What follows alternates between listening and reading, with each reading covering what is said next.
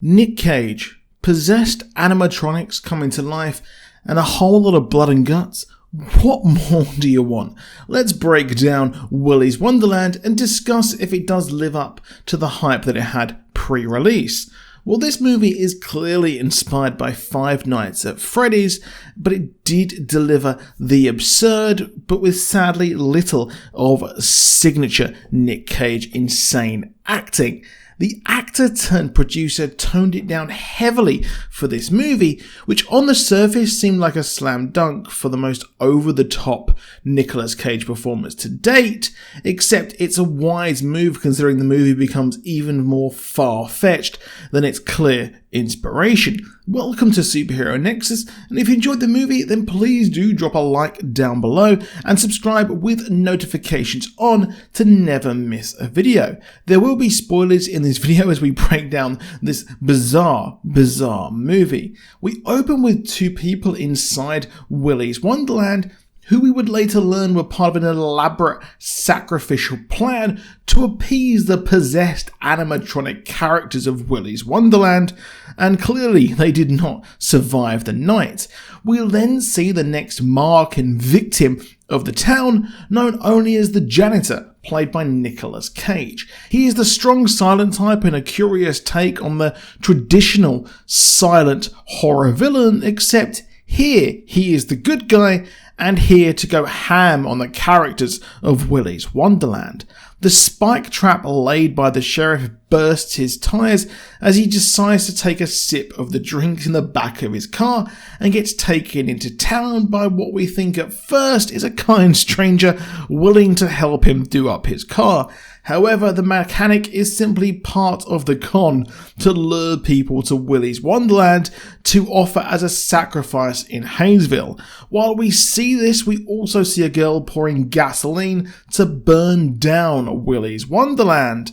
This is Liv, and she was a survivor, at least an accidental one, that was the daughter of a pair who were trapped and killed, but she was taken in by the sheriff. The one we see take her to a trailer and handcuff her to a radiator so she doesn't leave and risk being killed on sacrifice night.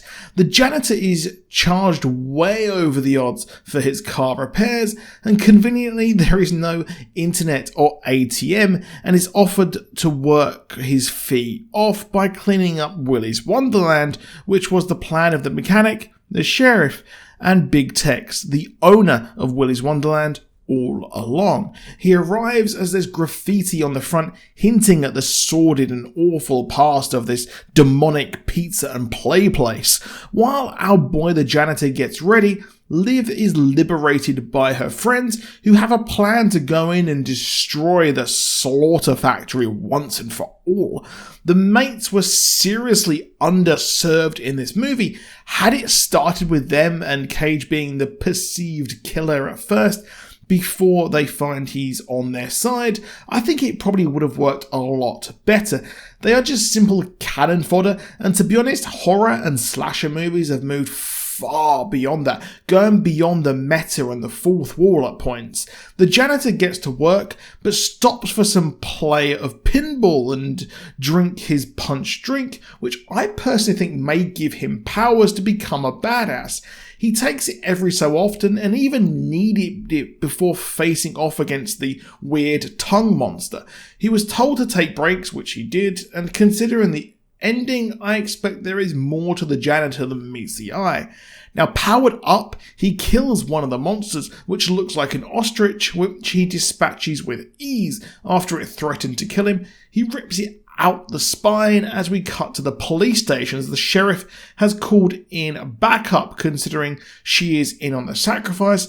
I think she was just scared their adopted daughter would be killed, or possibly that these monsters would become loose from their playground. The janitor then takes out another character, the gorilla, with one heck of a curb stomp as the band stare at him as they clearly dislike him beginning to fight them and them being on the other end of the stick. However, Liv and her friends arrive to burn down and destroy Willy's Wonderland once and for all, but see the janitor inside as she decides to go in and save him first. However, she ends up predictably getting chased by one of the killers.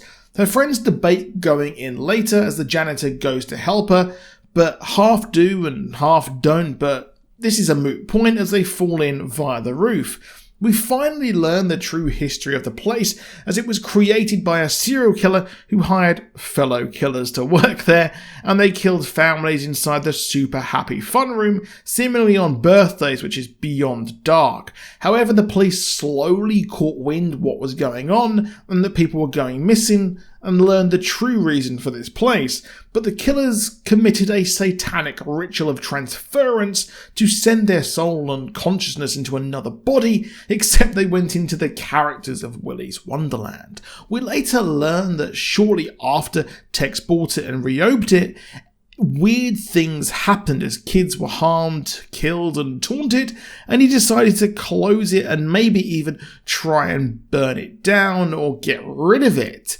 But the killers went out into the town and killed people, and even the contractor who was hired to bulldoze the place. The town made a deal with Willy and his crew that they would feed people to him as long as they left the inhabitants of Hayesville alone, which is why we have the janitor in this precarious situation. The kids soon split up, ignoring the rules of horror movies, with the horny pair going to the super happy fun room to give it another meaning, as the girl has a murder scene kink. Now, I thought it would have been cool if it turned out that she was working for Willy as some sort of Satanist, and that's what I thought was going to happen, but she just rides a guy and gets killed, much like the rest of the group. Even the guy who fancies Liv, he stupidly falls for one of the killers, being trapped and mocked by the other killers, but it's all a fake story, but he calls the police, I guess there is that.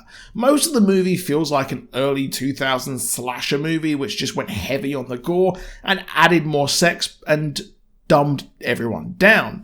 The sheriff arrives with a state trooper as she wants Liv to leave while she deals with the janitor, and we learn how she adopted Liv, a survivor. Liv is taken away as she pleads with the state trooper to let her go, but yes, a robot arrives and kills the state trooper as Liv is in trouble. However, the sheriff is also killed by Willy, probably furious at what happened as the janitor faces off against Willy later in the movie in a savage throwdown as Tex and the mechanic arrive.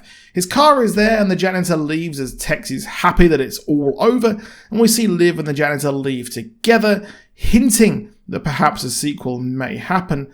However, the fairy returns and murders Tex and the mechanic, hinting that this is not over and a return to Hayesville may happen if this movie does well. Overall, this movie had such a great premise, but I can't help but ignore the clear inspiration of Five Nights at Freddy's, a franchise of games which are yet to have their own big screen outing.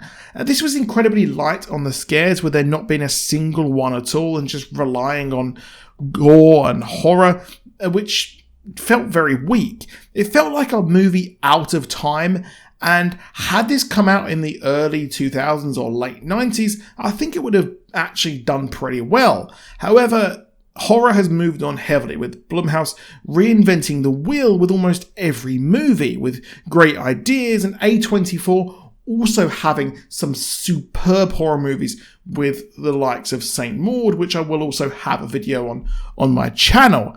And this was kitschy and dated, not in a great throwback way, but the very worst of bad 2000s horror movies. At points I did enjoy it, and I'd like to see more of this if they can make it work, and maybe even let Nicolas Cage speak a bit, which seemed like a kind of a missed opportunity, but I think maybe if he was overacting, it would have made it even worse. But that's it for this video, so please do drop a like down below, please do subscribe with notifications on, and I'll see you soon, and goodbye.